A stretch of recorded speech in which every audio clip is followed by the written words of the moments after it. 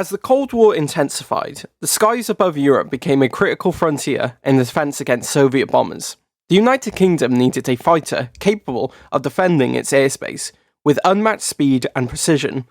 It would be needed to defend against the next generation of Soviet bombers. Enter the Tornado F-3, a formidable interceptor designed to meet the challenge.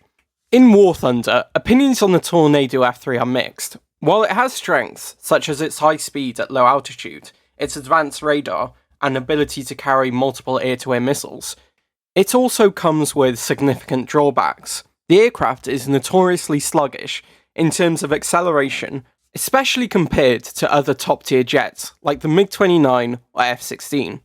Its poor maneuverability, especially in tight turns or during evasive actions, makes it challenging to perform in close dogfights. However, before we dive in, it's essential to explore the history of the aircraft. Understanding its background helps us appreciate its design and use it more effectively. It all began in 1968. While the Tornado IDS variant was under development, discussions started about creating a specialised air defence version of the jet. By 1972, Britain, West Germany, and Italy joined forces to create the Tornado, a multi-role combat aircraft. But as aging fighters like the Lightning and Phantoms struggled to keep up with new Soviet threats, the need for a new long-range interceptor became clear. By 1976, a specialised air defence version, the Tornado ADV, was approved. It was designed to intercept Soviet bombers like the Tu-22M, ensuring that the UK could defend itself against potential air-launched nuclear threat. The first Tornado ADV prototype took to the skies on October 27, 1979, and hopes were high. 3 prototypes were built to perfect the design, and by the early 1980s, the first production version, the Tornado F2, was rolled out. But there was a major problem. The Tornado F2 was missing its radar. The Foxhunter radar system wasn't ready yet, so the first models had a ballast in the nose instead. Only 18 of the F2s were built before the improved Tornado F3 came along, and this version, well, things started looking up. In 1985, the Tornado F3 took its maiden flight, and this time it came with all the bells and whistles, improved engines, radar, and an automatic wing sweep for smoother flight. This was the variant that would eventually replace aging aircraft like the Phantom and the Lightning, becoming the RAF's primary interceptor. By the time the Gulf War rolled around in 1991, the F-3 was operational, and 18 of them were deployed to defend the skies. But despite flying countless combat air patrols, the F-3 didn't face much direct combat.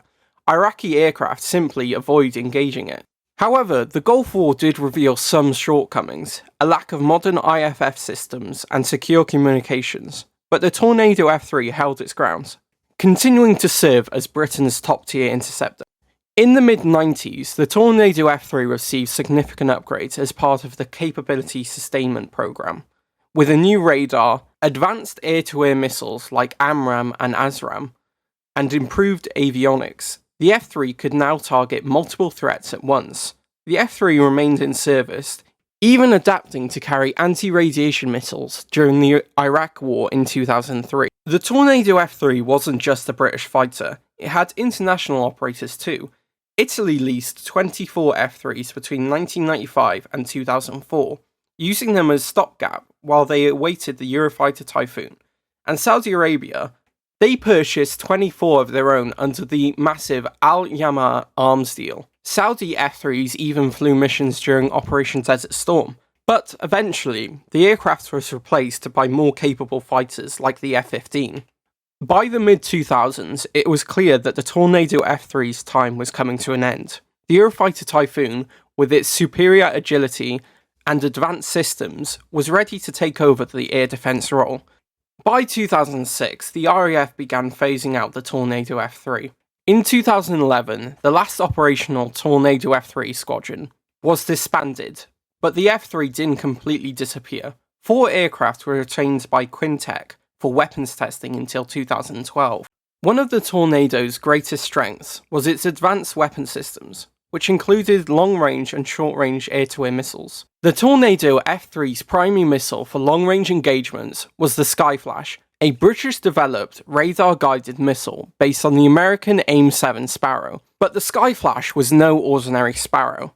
Its development was a major leap forward in air-to-air missile technology. In the late 1960s, the General Electric Company and the Royal Aircraft Establishment worked on developing an advanced radar seeker for the AIM-7 Sparrow.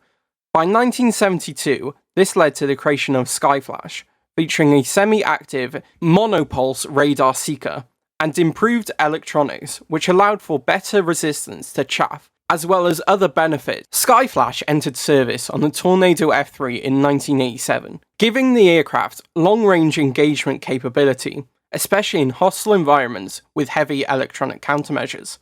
The missile could be launched from low altitudes or high levels to engage low-flying targets. Initially, the Tornado F3 used the Skyflash 5000 Temp series missile, which War Thunder simplifies as the Skyflash Dogfight. The Skyflash Dogfight in War Thunder provides more effective tracking compared to its adversaries. However, due to its short burn time, its range is less than ideal in most engagements. The maneuverability is what you would expect from a radar missile at this BR, with a respectful 25G maximum overload. So don't go in expecting to win dogfights with this missile. But by 1988, the Skyflash Super Temp was introduced, featuring the Hupo rocket motor. This version extended the missile's range, allowing it to reach targets up to 18.4 nautical miles at 30,000 feet, and provided an even more effective flight profile with boosted sustained glide capabilities. The Super Temp stats in-game are extremely similar to the normal Skyflash. However, its extended range means that you can engage targets at much further distances. Still, avoid trying to use this missile in a dogfight, as it still only has 25G of maximum overload. For close-range combat, the Tornado F3 was also armed with the AIM-9L Sidewinder, a heat-seeking missile ideal for dogfights. The AIM-9L version introduced all-aspect targeting, meaning it could lock onto an enemy aircraft from any direction. The Tornado F3 Late features the AIM-9M, which replaced the AIM-9L, offering improved countermeasure resistance and a more advanced seeker head.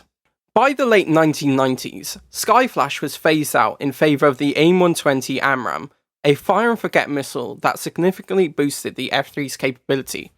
With the AMRAAM's active radar seeker, the Tornado could engage multiple targets simultaneously, and at greater ranges.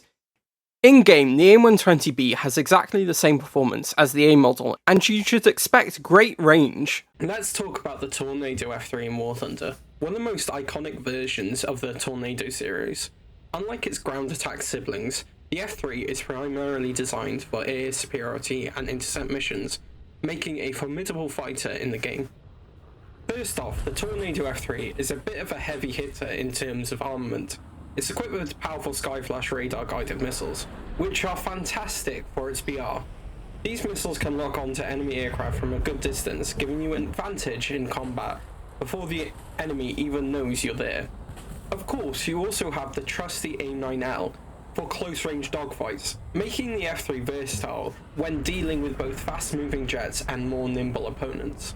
In terms of flight performance, the Tornado F3 isn't as agile as some of the faster, more nimble fighters out there, like the MiG-29 or the F-16, but it compensates with its durability and its radar capabilities. The plane has a solid, stable flight model, which is great for sustained high-speed flight, especially at its BR of 12.0, means that you rarely see a high number of these high-performance aircraft. However, it does have its drawbacks. The Tornado F3 speed and climb rate are not the best, so you'll need to rely on positioning and situational awareness to stay ahead of the competition.